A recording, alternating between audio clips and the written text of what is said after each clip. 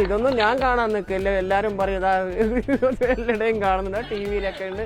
ഒരു പ്രാവശ്യം എപ്പോഴും ഒന്ന് കണ്ട് അത് കാണാനൊന്നും ഞങ്ങൾക്കിട്ട് മെനക്കടയില്ല. പിന്നെ കുട്ടികളിവിടെ കൊണ്ടുവന്ന് കാണിച്ചു തരും. എല്ലാവരും ചോദിക്കും എങ്ങനെയാണ് നിങ്ങൾക്ക് ഇത്ര ആരോഗ്യം, ഇത്ര ശക്തി, 73 വയസ്സ് കഴിഞ്ഞിട്ട് അത്ര തോന്നുന്നില്ലല്ലോ എന്നൊക്കെ ചോദിക്കും. അന്ന് തൊട്ട് ഞാൻ കളിയിൽ നിന്ന് വിട്ടു പോകാത്തതുകൊണ്ട് ആ ശക്തിയും ആ ഊർജവും ആ ഉൾബലവും എന്താ പറയുക ആ കരുത്തും ഒക്കെ അതുകൊണ്ടായിരിക്കാം.